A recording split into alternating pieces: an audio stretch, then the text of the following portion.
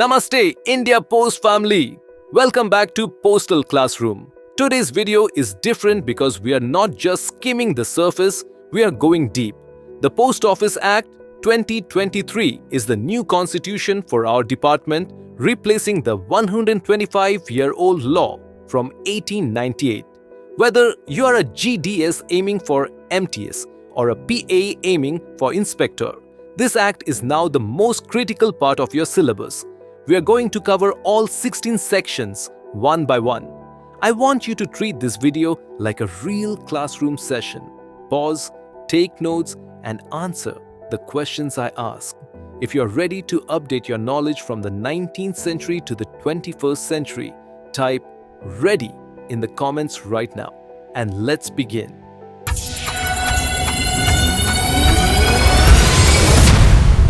We start with Section 1, which gives the Act its name, the Post Office Act 2023. While it sounds simple, this section hides the most common exam question. The Act received the President's assent on 24th of December 2023, but it didn't start on that day.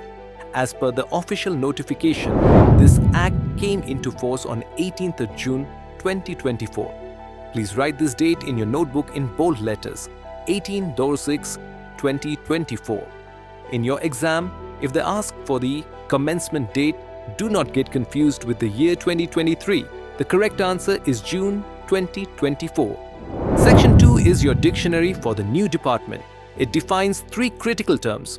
First, Director General includes any officer authorized by the central government to perform the DG's duties. Second, and most importantly, it introduces the term item. An item is defined as an indivisible article which the post office accepts for providing a service. This replaces all the old confusing terms like postal article or packet. Third, post office now legally means the Department of Post itself, including every building, room, and asset we use. This unifies our entire network under one legal definition. Section 3 answers the question, who decides what we do? It states that the post office shall provide such services as the central government may prescribe. However, it gives a special power to the Director General.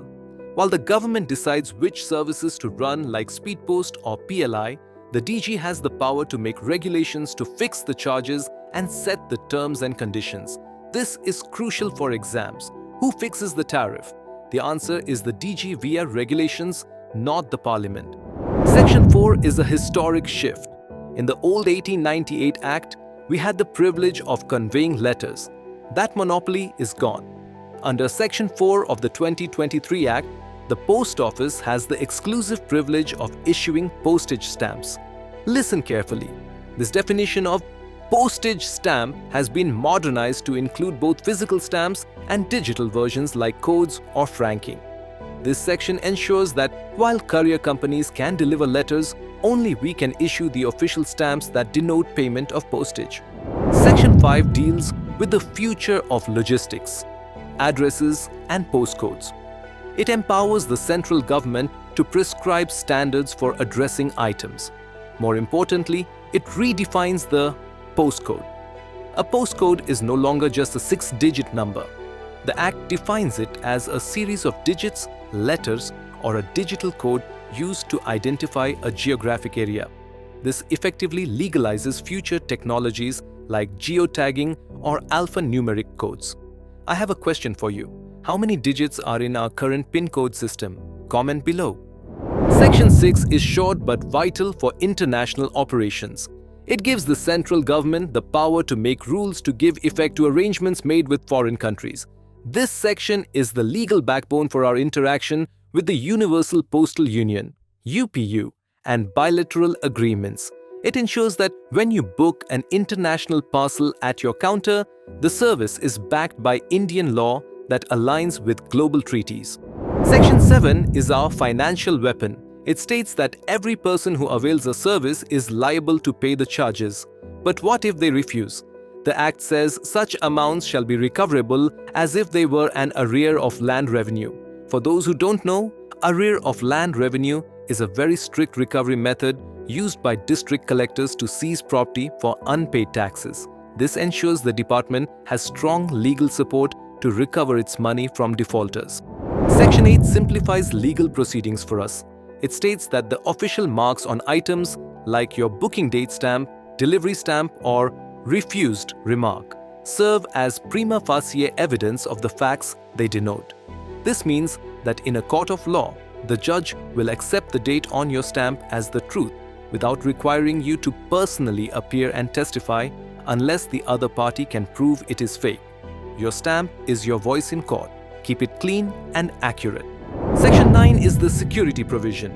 The central government can empower officers to intercept, open, or detain any item. However, this is not arbitrary. It must be in the interest of the security of the state, friendly relations with foreign states, public order, emergency, or public safety. It also allows us to hand over items containing prohibited goods directly to the customs authority. This section balances customer privacy with national security.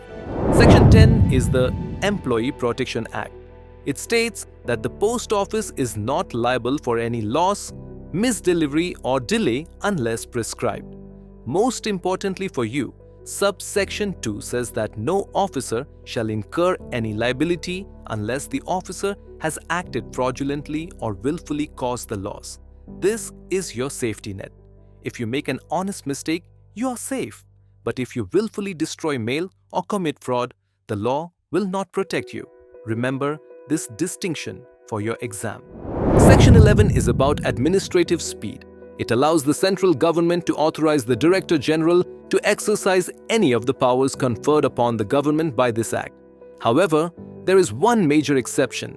The DG cannot be given the power to make rules. The power to make rules stays with the government, but operational powers can be delegated to the DG to make decision-making faster. Section 12 deals specifically with rules.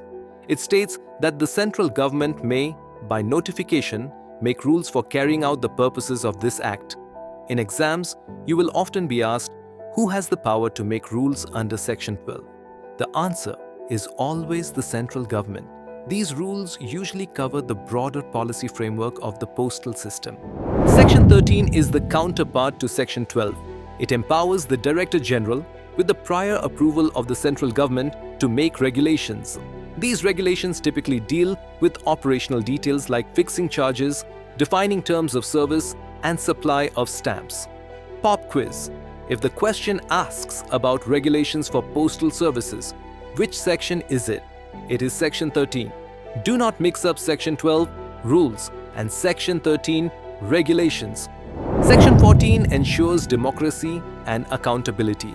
It requires that every rule made under Section 12 and every regulation made under Section 13 must be laid before each House of Parliament, Lok Sabha and Rajya Sabha. They must be placed there for a total period of 30 days. Parliament has the power to modify or annul these rules. This ensures that the post office operates under the supervision of the elected representatives of the people. Section 15 is a temporary provision known as the Removal of Difficulties Clause. If any difficulty arises in implementing this new act, the central government can make an order to fix it. However, there is a strict time limit. No such order can be made after the expiry of 2 years from the commencement of the act. Since the act commenced in June 2024, this power is only valid until June 2026. This is a very deep technical question that can appear in inspector-level exams. Finally, Section 16, this is the farewell to our past. It officially repeals the Indian Post Office Act 1898. However, it includes a savings clause. This means that any old rules, notifications, or orders made under the 1898 Act that are not inconsistent with the new Act will continue to be in force until they are replaced. This ensures the department doesn't stop working overnight. The old rules continue until new ones are written. And there you have it, the entire Post Office Act 2023 broken down section by section. We have covered everything from the definition of item in Section 2 to the repeal in Section 16. If you manage to stick with me till the end, you are a serious aspirant. I have a challenge for you. In the comments, write down the difference between Section 12 and Section 13. Let's see who remembers. Don't forget to subscribe to Postal Classroom for our upcoming mock test on this topic. Jai Hind!